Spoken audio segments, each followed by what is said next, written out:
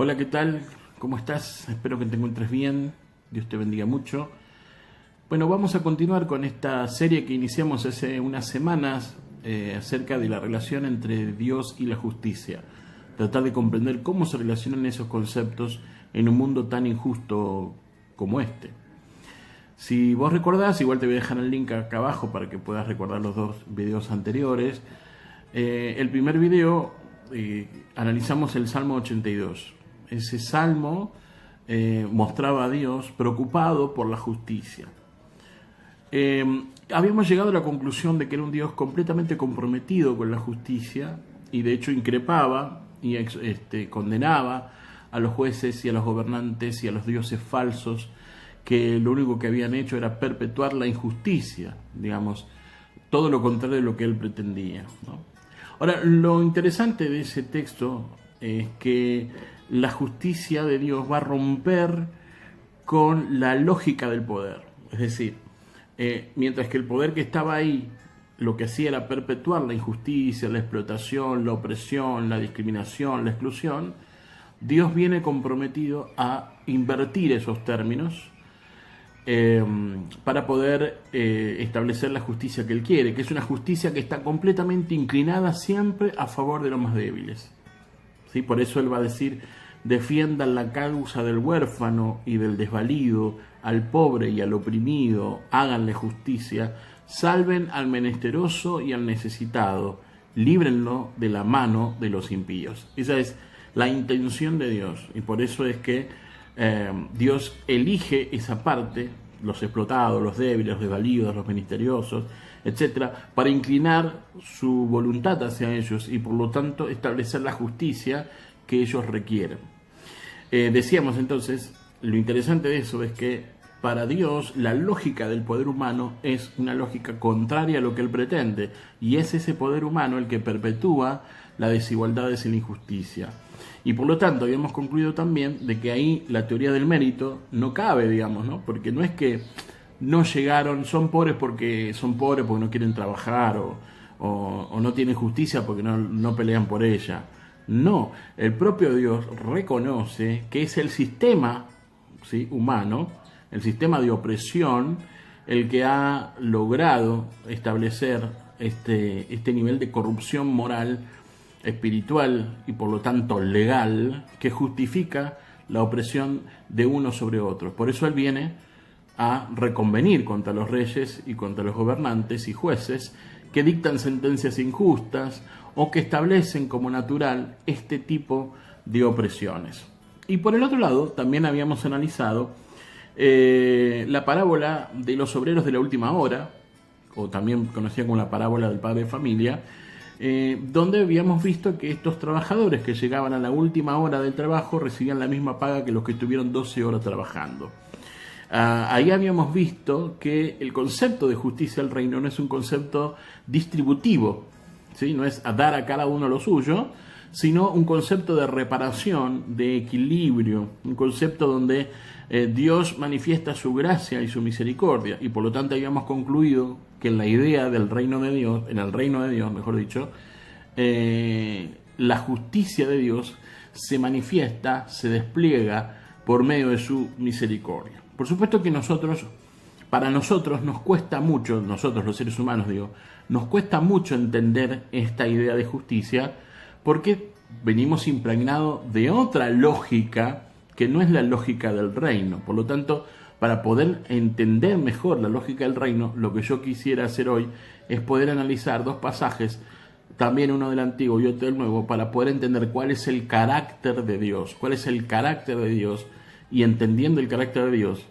se nos va a hacer más sencillo poder comprender cuál es la idea de la justicia en el reino y por lo tanto la relación entre estos conceptos que muchas veces parecen completamente disociados, que es la relación entre Dios y justicia. Así que acompáñame, que ahí vamos a sentar a analizar esto.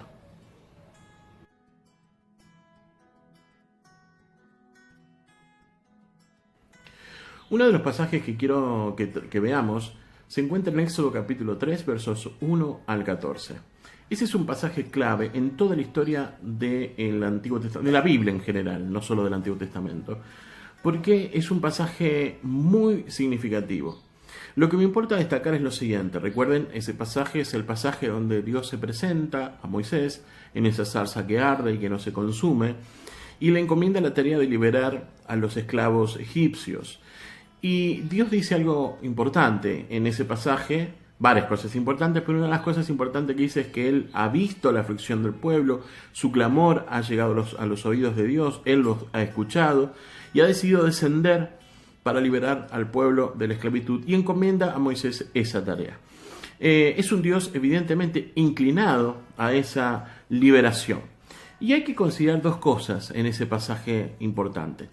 El primero es que el imperio egipcio era el imperio más poderoso de ese momento, ¿sí? Era el imperio bélico más significativo de esa época. Y Dios es muy interesante, Dios no elige ser el Dios de los poderosos, de los esclavistas, elige ser el Dios de los esclavos, elige ser el Dios de los oprimidos. Y por eso Dios se presenta y encomienda a Moisés esta tarea de liberarlo. Y la segunda cosa que hace Dios es revelar su nombre, el famoso tetragramatrón, esas palabras, esa palabra que no tiene, hoy no sabemos bien cómo pronunciarla, porque Israel no la pronunciaba, porque era muy santo para Israel pronunciar esa palabra. Entonces hoy la traducimos como Jehová, o más particularmente parece que es más preciso traducirla como Yahvé. Ese nombre de Dios por lo general ha sido traducido como yo soy el que soy. Pero parecería más significativo decir que yo soy el que está aquí interviniendo. Eso en realidad es lo que está significando el nombre de Dios. Yo soy el que está aquí interviniendo a tu favor. Como dice un autor, Walter Casper, dice, Dios se presenta como el Dios del camino. ¿Por qué? En ese pasaje. ¿Por qué? Porque Dios le dice a Moisés, ustedes serán mi pueblo y yo seré su Dios. Y vamos a ir construyendo esta relación, de alguna manera, que se va a desplegar después, durante todo el resto del Antiguo Testamento, donde esa identidad entre Dios y el pueblo va a generar la nación de Israel. Walter Casper sigue diciendo algo más. El ser de Dios es existencia para su pueblo y con su pueblo. El ser de Dios es ser para su pueblo. De ahí que la unidad de Yahvé y de Israel se vuelva indisoluble, sobre todo a partir de cuando Dios le da la tabla de los 10 mandamientos. Pero en este pasaje, vuelvo a repetir, lo más significativo es que Dios elige ser el Dios de los esclavos, no el Dios de los esclavistas. Dios elige ser el Dios de los oprimidos, no el Dios de los opresores. Eso hay que tener en cuenta, porque eso revela el carácter del Dios, el carácter del rey de ese reino que Jesús ha venido a inaugurar.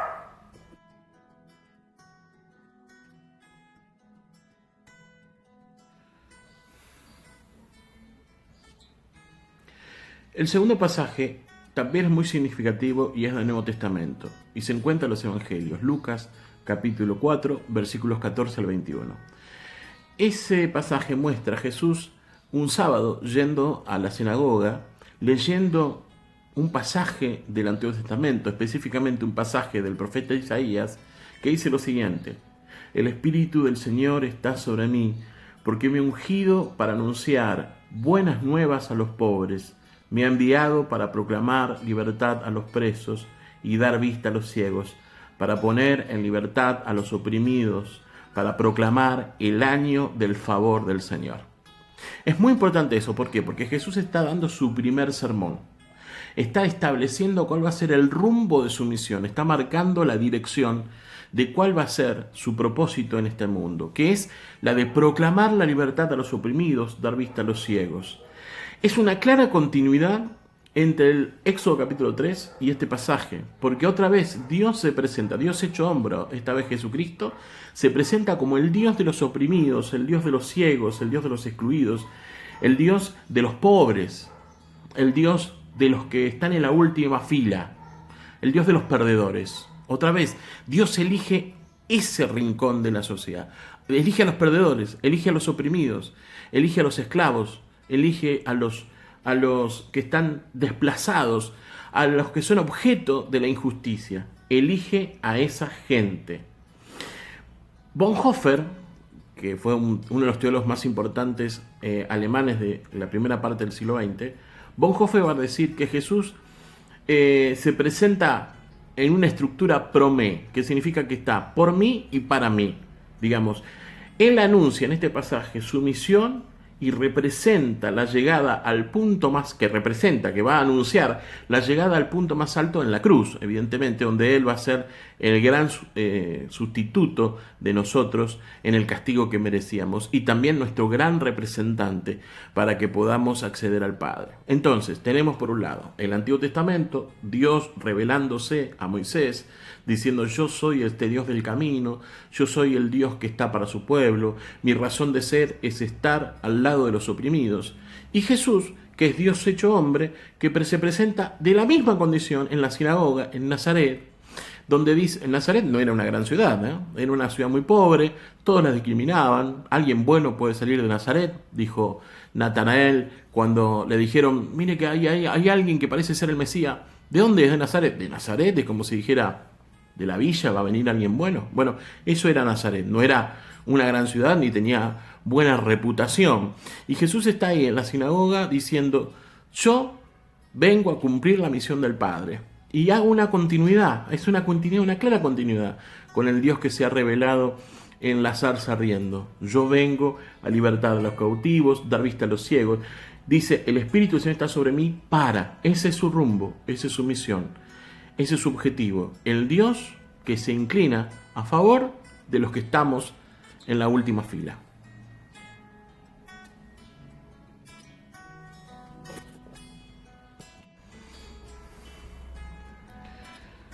En el Evangelio según San Juan capítulo 8 tenemos una escena muy significativa.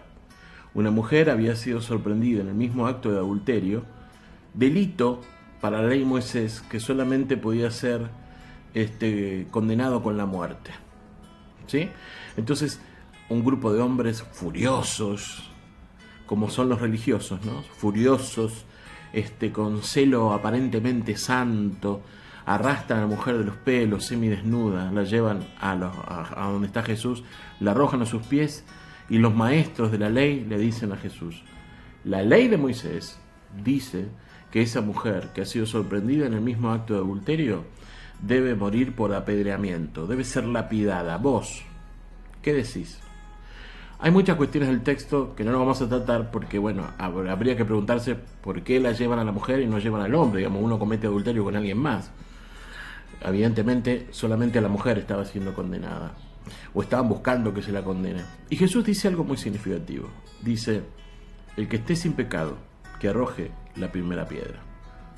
Todos sabemos cómo termina la historia. Los hombres se van habiendo arrojado las piedras no sobre la mujer, sino a su propio costado, dejándolas caer en el piso, porque todas se van acusados por su propia conciencia. Ahora Jesús se acerca a la mujer, que todavía está cabizbaja, llorando, toda lastimada y humillada delante de él, y le dice: mujer, ¿dónde están los que te acusaban? Ella por primera vez levanta la vista, mira a su costado y dice: no hay nadie. ¿Alguno te condenó? Ninguno. Ni yo tampoco te condeno. Vete y no peques más. Hay algo muy importante ahí. Jesús no está disculpando el pecado de la mujer, sino que le está perdonando su pecado. Y acá es tema para otro video, la relación de Dios y la justicia y el pecado ahí, en ese sentido. Pero lo que quiero poner el énfasis en este aspecto es lo siguiente.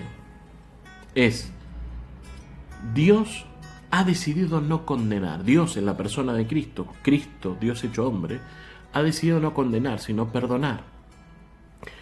Hay una escena en la película La lista de Schindler, donde el protagonista, Schindler, habla con el jefe nazi del campo de concentración y le dice: Amón, ¿sabes lo que es el poder?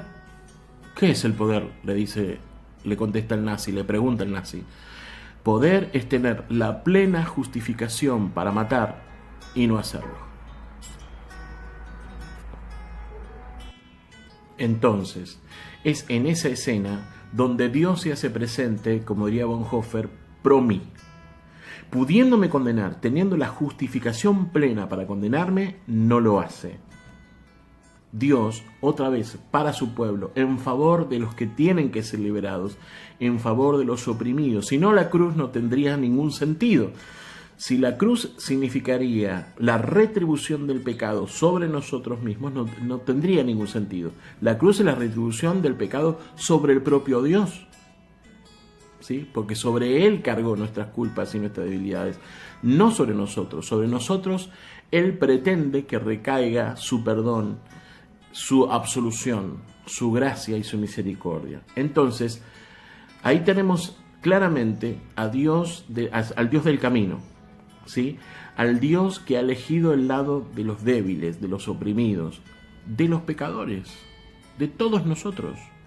Porque somos esclavos del pecado. Así como Israel era esclavo en Egipto, nosotros somos esclavos del pecado. Y Él ha venido a asumir la responsabilidad de nuestras culpas y nuestros pecados para liberarnos de nuestros pecados. Entonces, acá tenemos claramente cómo Dios actúa en la estructura, diría Bonhoeffer, pro mí, a favor de mí.